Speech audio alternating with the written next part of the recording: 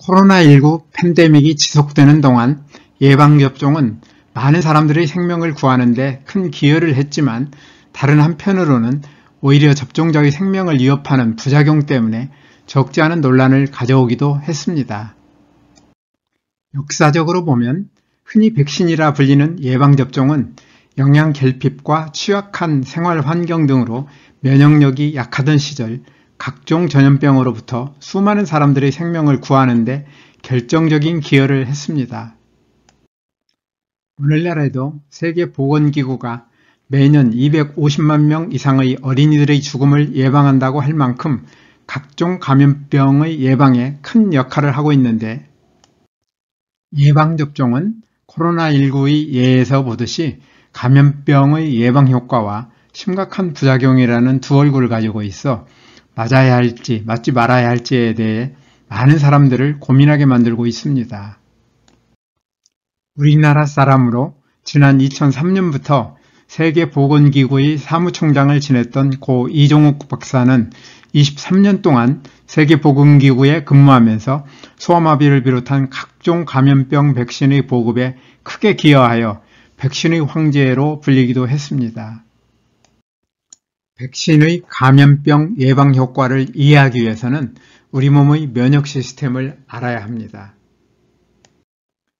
여러 종류의 백혈구로 구성된 면역 시스템은 세균이나 바이러스, 곰팡이, 기생충은 물론 이식받은 장기나 조직을 포함하여 외부에서 들어오는 물질의 분자 구조를 파악하여 신체의 일부가 아닌 침입자로 인식되면 이러한 항원을 공격하여 파괴하며 이들이 생산한 독성 물질을 중화시키는데 이것이 1차 면역 반응이며 선천면역이라고도 합니다.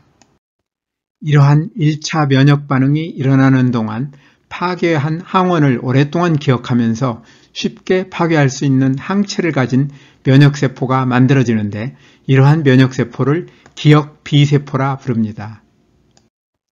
기억 B세포들은 수년 동안 길게는 평생 몸 안에서 살아있으면서 기억하고 있는 같은 항원을 다시 만나면 처음 만났을 때보다 훨씬 빠르고 효과적으로 제거하는데 이것이 2차 면역 반응이며 적응면역 또는 후천면역이라고도 부릅니다.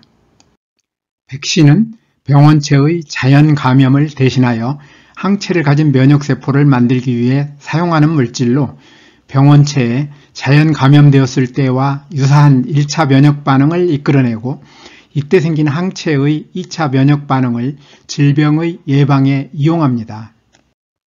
백신으로는 처음에는 질병을 일으키는 병원체를 약화시키거나 죽은 병원체를 사용하였으나 박테리아나 바이러스 표면의 탄수화물이나 단백질과 같은 병원체의 일부 또는 병원체가 생산한 독소를 백신으로 사용하기도 하고 바이러스와 유사한 분자이지만 바이러스 유전 물질을 포함하지 않는 바이러스 유사입자를 사용하기도 하며 최근에는 RNA 백신과 같은 핵산 백신이나 바이러스 벡터 백신과 같이 매우 다양해졌습니다.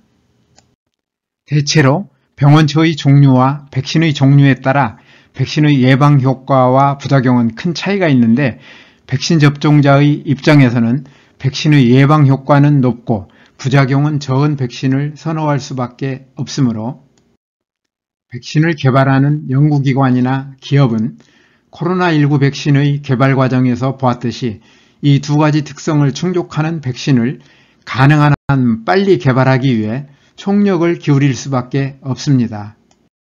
그런데 예방 효과는 높고 부작용은 적은 백신을 개발하기 위해서는 충분한 임상시험을 거쳐 확실하게 검증하여야 하기 때문에 백신 개발에는 오랜 시간이 걸릴 수밖에 없습니다. 이러한 이유로 오래전에 개발되어 널리 이용되고 있는 백신들은 대체로 예방 효과는 높고 부작용은 적은 특징을 가지고 있는데 제가 확인한 바로는 코로나19 이전의 바이러스 백신들은 개발에 10년 이상이 소요되었습니다.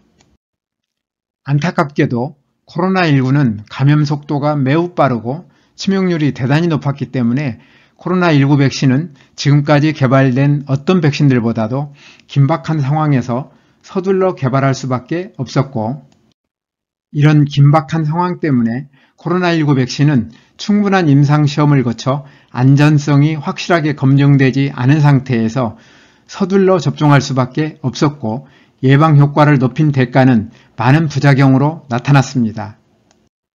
이제 백신을 맞아야 할지 여부와 어떤 백신을 맞을지에 대해 생각해 볼까요?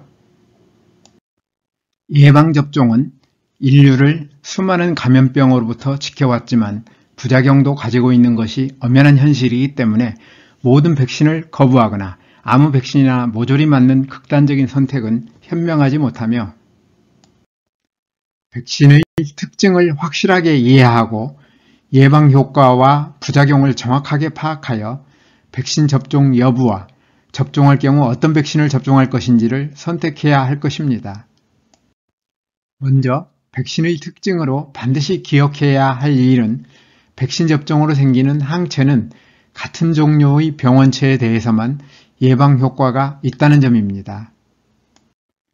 예를 들어 어떤 독감 백신은 같은 종류의 독감 바이러스에만 예방 효과가 있고 종류가 다른 독감 바이러스나 독감 이외의 다른 병원체에는 전혀 예방 효과가 없으며 코로나19 백신의 경우에도 어떤 백신을 맞았을 때 새로 만들어지는 변종이 백신과 종류가 다르면 예방 효과가 없거나 떨어질 수 있다는 뜻입니다.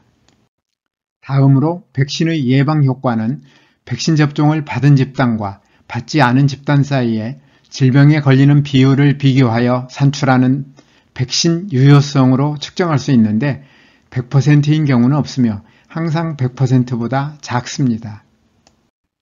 예를 들어 어떤 백신의 유효성이 80%라면 임상시험에 참여한 사람들 중에서 백신을 맞은 사람들이 맞지 않은 그룹보다 질병 발병 위험이 80% 낮았다는 것을 의미합니다. 백신의 예방 효과는 병원체의 종류와 백신의 종류에 따라 크게 다르며 개인별로는 나이나 건강상태, 면역력과 같은 접종자의 특성 등 여러 변수의 영향을 많이 받는데 오래전에 충분한 검증을 거쳐 개발되어 오늘날 널리 이용되고 있는 백신들은 대체로 예방 효과가 높지만 모든 백신들의 예방 효과가 다 높은 것은 아니며 질병이나 백신에 따라 큰 차이를 보여줍니다. 예를 들면 MMR로 알려진 홍역과 볼거리 풍진 백신이나 소아마비 백신은 백신의 유효성이 85% 이상으로 높은 반면 미국 CDC에 따르면 독감 백신의 유효성은 40 내지 60% 수준이며 미국 한 연구에 따르면 60세 이후 대상포진 백신을 맞으면 대상포진 위험이 51 내지 67% 감소하였다고 밝히고 있고 코로나19 백신의 예방 효과에 관한 한 연구소에 따르면 알파와 베타, 감마, 델타 변종의 경우 파이자 백신은 84% 수준, 모더나 백신은 91%, 존슨앤존슨은 64%, 노바백스는 82% 수준을 보이고 있는데 오미크론 변종에 대해서는 네 백신 모두 50% 미만을 보이고 있습니다. 백신을 맞을지 여부를 결정함에 있어 각종 부작용을 포함한 안전성을 확인하는 것도 매우 중요합니다.